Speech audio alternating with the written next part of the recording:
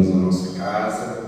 E agora, queridos irmãos, para a nossa ambientação, nós vamos ler uma mensagem do livro Vida Feliz, psicografia de Divaldo Franco pelo Espírito Joana de Ângeles, lição 103. Examina quanto tempo diariamente dedicas à tua vida espiritual. Trabalhas, veste-te, distrai-te, alimenta-te, dormes e reservas breves minutos ao Espírito encarnado, mediante uma rápida oração, uma pequena leitura ou ouvir uma palestra.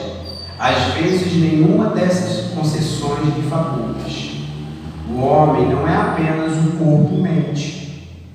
Antes de tudo, é o ser espiritual, que conduz os implementos corpo-mente e exige atendimento espiritual para bem executar as tarefas que lhe dizem respeito.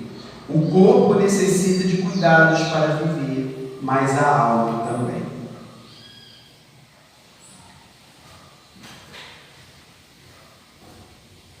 Amado Mestre Jesus, divino amigo de todas as horas, aqui estamos, Senhor, reunidos em Teu nome bendito, para mais um estudo do Teu Evangelho, que tanto nos esclarece, nos consola e nos ajuda a nos libertarmos de nossas mazelas morais. Que nós possamos aproveitar ao máximo, Senhor, esses momentos que aqui passaremos, estudando, refletindo, e que o Teu amparo, através dos amigos espirituais, possa envolver a nossa irmã, responsável pela mensagem da manhã de hoje. E que tenhamos mentes e corações abertos a mais uma lição, mais uma semente do Teu Evangelho. Que assim seja. Bem, meus irmãos, agora nós vamos para o momento principal da nossa reunião, que é o nosso estudo, hoje a cargo da nossa irmã Rosângela Souza, trabalhadora da nossa casa, e, como sempre, teremos a explanação do Evangelho segundo o Espiritismo de Allan Kardec. Iniciamos a introdução 4, no caso, os itens 1 a 4, cujo tema é Resumo da Doutrina de Sócrates e de Platão, primeira parte. Vamos vibrar com a nossa vida. Para todos, queridos irmãos, é uma alegria poder estar aqui hoje, trazendo o estudo do Evangelho, uns estudos muito queridos ao meu coração. Recebemos muita consolação do Evangelho, muito amor. E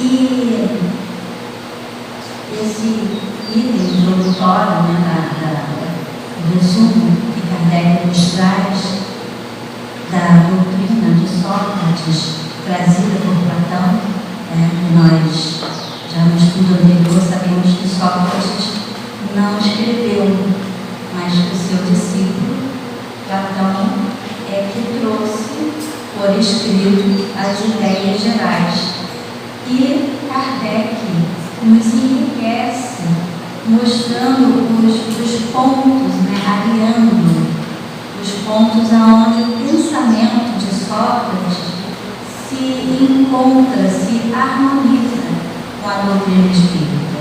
E quando nós estudamos, nós percebemos, será que Sócrates era espírita, era cristão? Não, nós entendemos, e logo é belíssimo o trecho de início do Evangelho segundo o Espiritismo, que fala, o prefácio, que fala assim, é o prefácio: os Espíritos do Senhor, que são as virtudes do céu, qual imenso exército que se movimenta ao receber as ordens do seu comando, espalham-se por toda a superfície da terra, e semelhante a estrelas cadentes, vem iluminar os caminhos e abrir os olhos aos céus. Aí eu amo isso.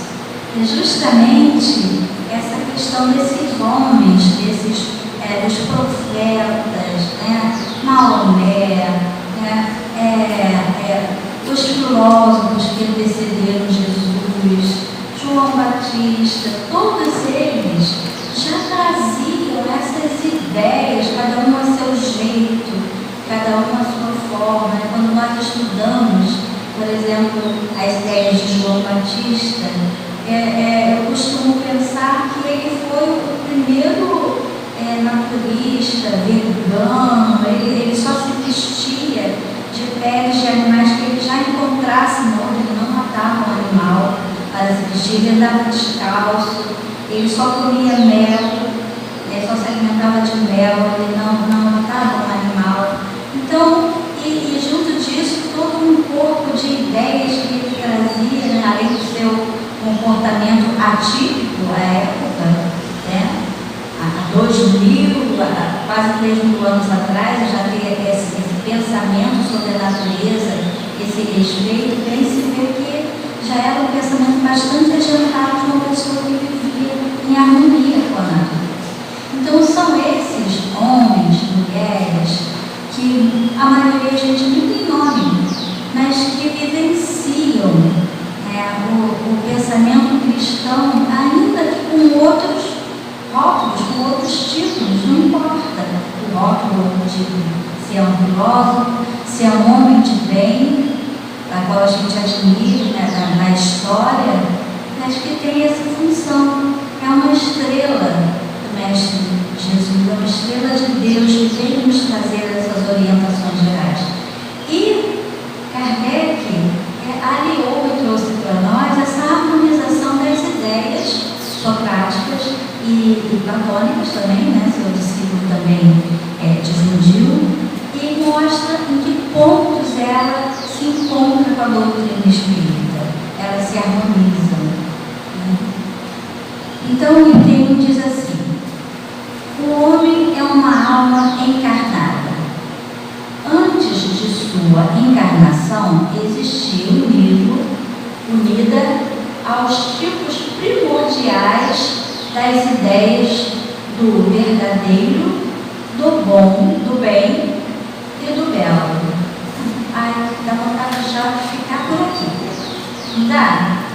Porque esse trecho já nos lembra da nossa essência. Né?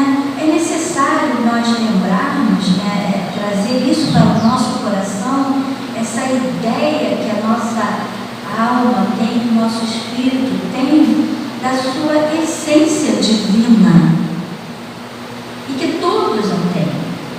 E quando nós enfrentamos dias difíceis dentro do nosso lar, dias difíceis no nosso trabalho, dias difíceis lidando com pessoas difíceis, dias difíceis na sociedade, nós precisamos olhar para aquele ser humano e para nós e lembrarmos dessa essência, dessa lembrança que existe em todos nós, do verdadeiro, da verdade, do bem, do bom e do belo, que é a nossa essência divina, que é assim que nós saímos da companhia do Criador, para cumprirmos no planeta Terra a nossa jornada única.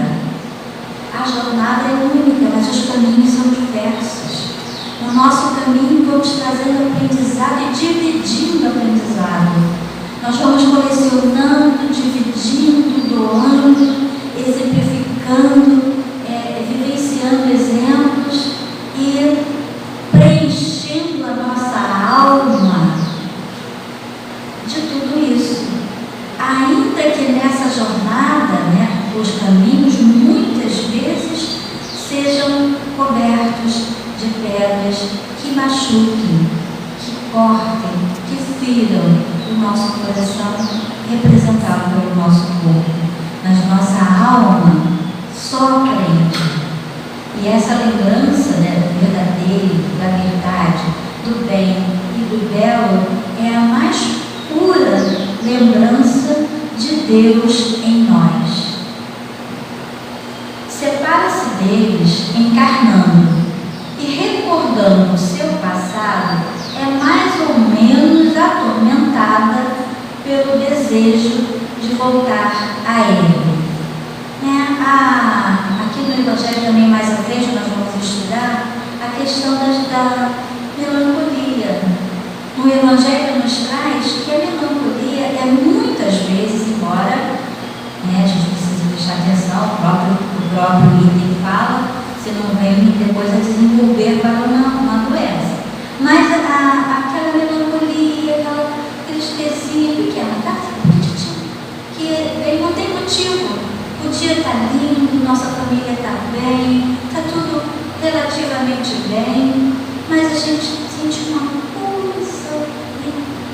Aí o Evangelho nos traz que pode ser justamente isso daqui, essa lembrança de uma liberdade que no momento em que estamos encarnados, nosso espírito ressente. Dessa liberdade, dessa vivência, dessa lembrança, dessa falta que ele sente de algumas coisas que ele já viveu, de algumas liberdades que ele já sentiu, mas que agora no momento ele está utilizando o corpo, que o corpo é uma ferramenta divina, maravilhosa, perfeita para cada um de nós. É aquela roupa, sabe aquela roupa valorizada, de corte, de alfaiate, feito sob medida, cada ponto, cada recorte dela é pensado no nosso corpo, como nós precisamos utilizá-la na liberdade. O nosso corpo é isso.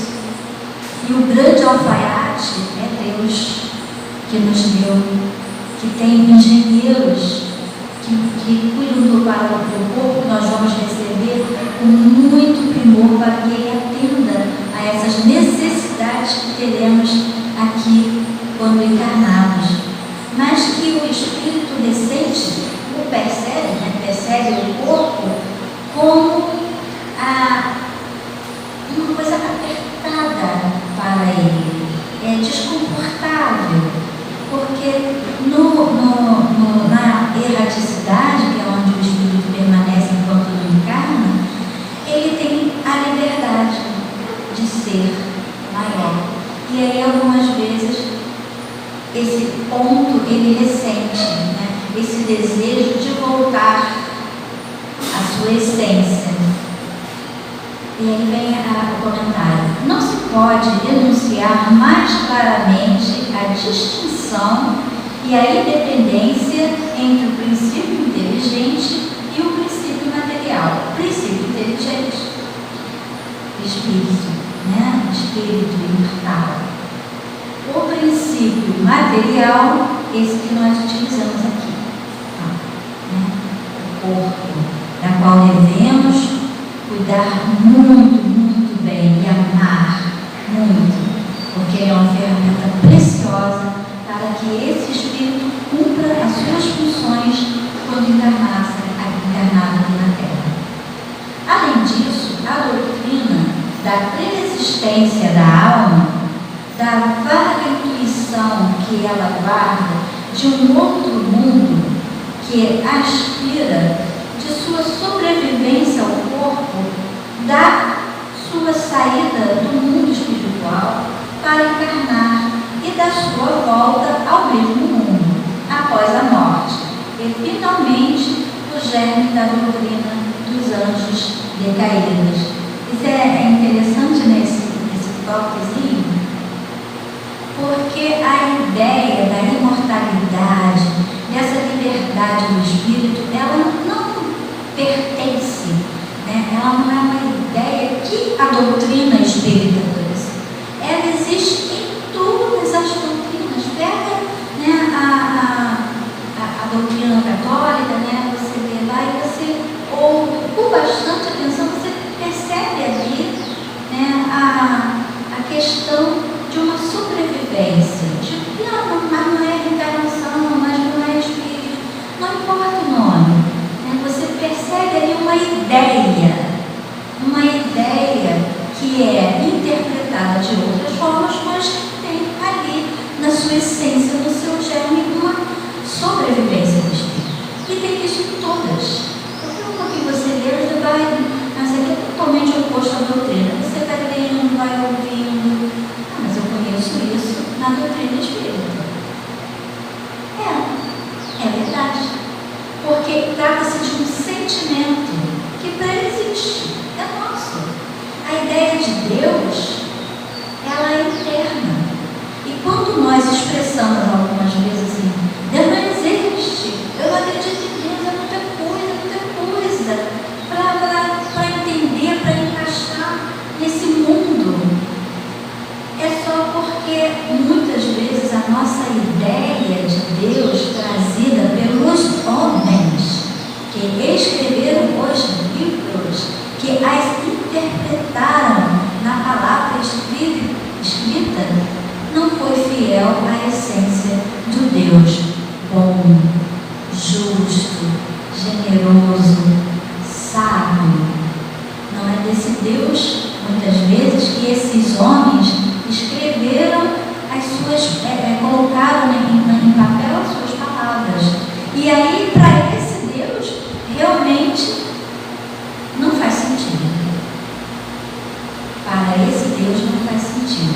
Mas como compreendemos, dilatamos o nosso pensamento para uma vida espiritual, para uma vida primeira, como aqui é as primeiras, a primordial, que é de primeira, para a nossa essência, para o mundo verdadeiro, que é o mundo espiritual, cuja esse é uma cópia, aí faz sentido.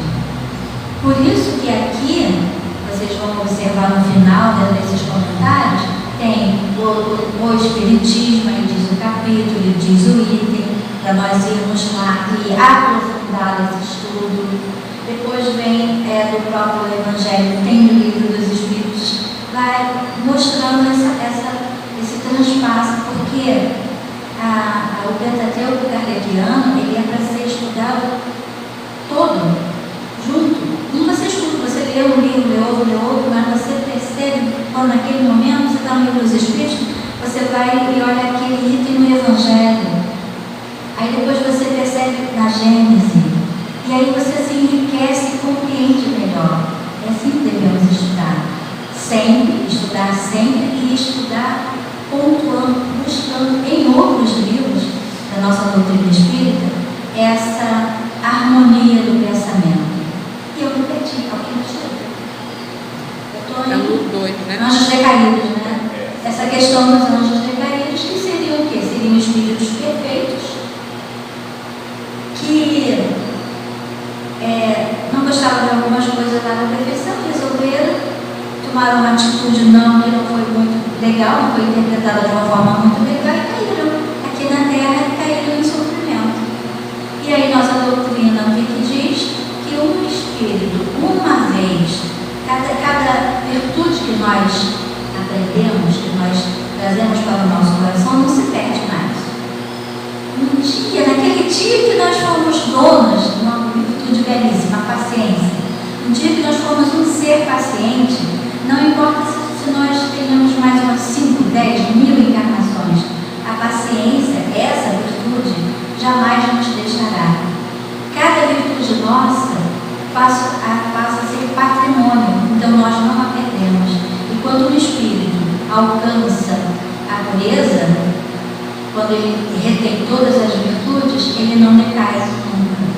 Por isso, nós temos aqui no planeta Terra o nosso grande exemplo, o nosso grande irmão Jesus. É o espírito mais puro que nós temos ideia, conhecimento de ter encarnado sobre a Terra. E não importa Jesus, agora no plano espiritual, ele jamais perderá a sua virtude. Ele jamais cairá. Aí vem o Livro dos Espíritos, que é um item muito importante, que até a minha amiguinha ali falou, quando eu estava sentadinha no banco, escala espiritual. É importante estudar a escala espiritual, é importante estudar tudo. Mas se você, para entender essa questão dos anjos decaídos, vai na escala espiritual do Livro dos Espíritos, a partir do item 100, e você observa o crescimento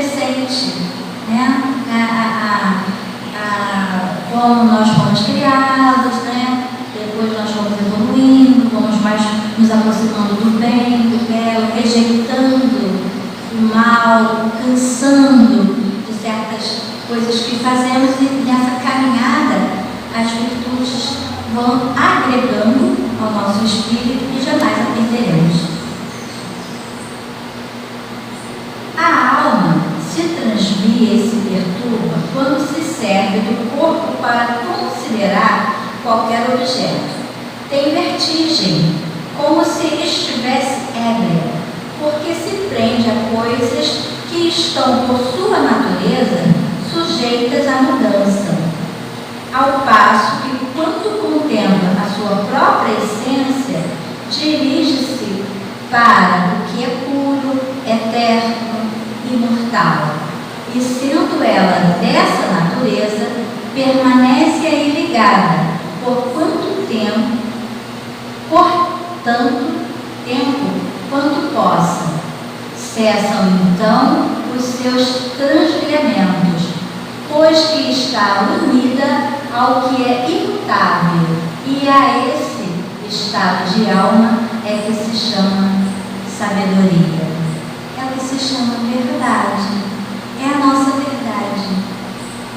Quanto tempo nós perdemos com coisas, as minhas coisas, minha casa precisa estar assim, né? Jesus nos traz, quando ele traz que ele observou a preocupação de Maria e Marta, as duas o amavam muito, e era sempre muito bom receber Jesus em sua casa, mas aí a Maria o recebe e senta para absorver aquela lição, para olhar nos olhos, para sentir aquela áurea da presença do Mestre no seu lar, para se banhar de luz. E Marta, que o amava tão bem, profundamente o respeitava, se preocupa com a comida, com a casa arrumada, com a cama forrada. E quem de nós, nesse momento, quem nós somos? Nesse momento da nossa encarnação, quando estamos prestes a receber um amigo, uma amiga querida, que há muito tempo não vem nos ver, e que estamos saudosas dela, tem tanta coisa para contar, tanta novidade, quantas coisas dos nossos netos, da chegada, do aumento da família, tanta coisa para falar. E nós, principalmente nós mulheres, eu acho que os homens já conseguiram se dissipar disso, eu acho. Nós mulheres enlouquecemos, porque nós queremos ofertar a essa visita exatamente o conceito martiriano.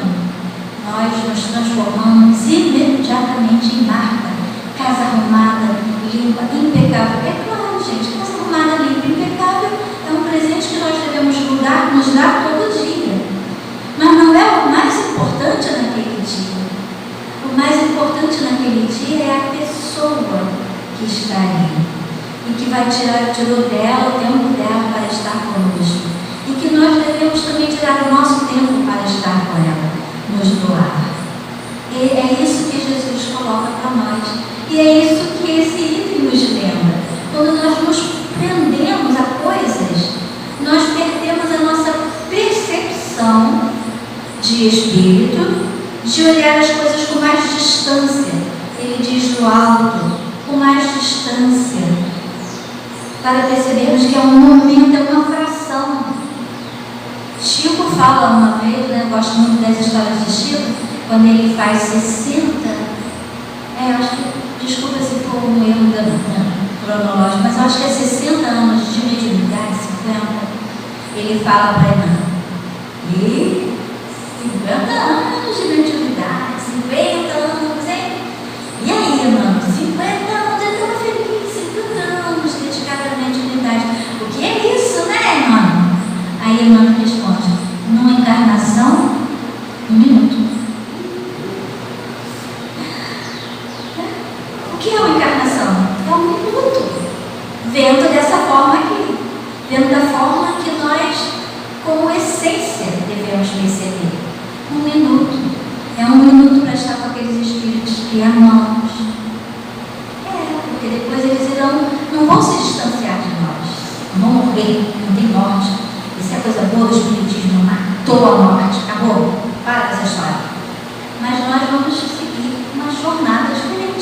como os filhos que crescem, vão trabalhar, constituir família. E aí nós vamos estar juntos, mas com uma distância de tempo entre um e outro. Vamos lá. Assim ilude a si mesmo o homem que considera as coisas do modo terra a terra. Do ponto de vista material, para se apreciar com justeza, tem de ver no alto, já falamos. Isto é, do ponto de vista espiritual. Aquele, pois, que está de posse da verdadeira sabedoria, tem de isolar do corpo a alma, para ver com os olhos do Espírito. É o que ensina o Espiritismo. O Espiritismo. Capítulo 2, item 5. No item 3, a gente já comentou esse item, já comentamos antecipadamente. Aí o item 3 vem dizendo: enquanto tivermos o nosso corpo e a alma se achar mergulhada nesta corrupção, nunca possuiremos o objeto do nosso desejo, a verdade. Com efeito, o corpo nos suscita 1000 obstáculos, pela necessidade em que nos achamos de cuidar dele. Ademais, ele nos enche de desejos, de apetite, de temores, de 1000 quimeras e de 1000 tolices, de maneira que, com ele, impossível se nos torna ser ajuizados, nem por um instante. Todavia, se não nos é possível conhecer puramente coisa alguma enquanto a alma nos está ligada ao corpo, de duas uma: ou jamais conheceremos a verdade, ou só conheceremos após a morte. Libertos da loucura do corpo, conversaremos então lícito, e lícito é esperá-lo com um homem igualmente libertos, e conheceremos por nós mesmos a essência das coisas. Uma rápida paradinha aqui. Lendo, se a gente pegar esse trecho aqui e ler isoladamente, fica até esquisito, parece que o corpo é um trave terrível. Mas, gente, nós estamos encarnados, e na encarnação nós trazemos uma série de compromissos, da qual nós combinamos que iríamos dar conta. Então, realmente, vivendo no mundo material, há distrações. Há distrações, há perdas. O grande problema é nós, como diz no capítulo anterior, no item anterior, nós nos prendemos a isso de forma terra a terra. Precisamos lembrar o tempo todo da nossa essência espiritual. Né? Está aí o princípio das faculdades da alma, obscurecida por motivo dos órgãos corporais e da expansão das faculdades depois da morte. Trata-se, porém, apenas de alma, já depuradas. O mesmo não se dá com almas impuras. Aí esse item ele é desenvolvido de forma mais ampla e mais profunda no Céu e Inferno, parte 1, capítulo 2 e parte 1. Não é capítulo não, Céu e Parte Inferno. 1, capítulo 2. Parte 1, capítulo 2. Tá. Segunda parte. Obrigada, Nilson. Aí no item 4, né? Esse item fala dessa questão do corpo, né? Do espírito se sentir preso ao corpo e se perder. E a gente se perde mesmo. É um cuidado. Não é um cuidado que nós precisamos ter. Se nós já abraçamos para a nossa vida a espiritualização, se já entendemos que somos espíritos, precisamos compreender também, buscar o conhecimento para entender o que obstrui a nossa vida plena. Qual é o nosso objetivo aqui na Terra, o nosso desenvolvimento, a nossa elevação. Por que esquecemos? Isso aqui fala do esquecimento do passado, do esquecimento que a alma encarnada passa para vivenciar de novo algumas situações. E E aí nós devemos nos aprofundar no estudo. Item 4. A alma impura, nesse estado, se encontra oprimida, se vê de novo arrastada pelo mundo visível, pelo horror de que é invisível e imaterial. Erra, então, diz-se em torno dos monumentos e dos túmulos, junto aos quais já se tem vistos tenebrosos fantasmas, quais devem ser a imagem das almas que deixam o corpo sem estarem ainda inteiramente puras. Ainda conservam algumas coisas da forma material, o que faz com que a vista humana possa percebê-la. Não são as almas dos bons, são, porém, as dos maus, que se veem forçadas a vagar por esses lugares, onde arrastam consigo a pena da primeira vida que tiveram e onde continuam a vagar, até que os apetites inerentes à forma material de que revestiram as reconduzam a um corpo. Então, sem dúvida, retornam aos mesmos costumes de que a primeira vida constitui o objeto de suas predileções. Quando nós estudamos justamente no Livro dos Espíritos, o item 100, e nós entendemos o objetivo da reencarnação, nós compreendemos essa passagem com essa visão maior. Nós compreendemos sim que somos espíritos, estamos numa caminhada evolutiva, que existem espíritos realmente presos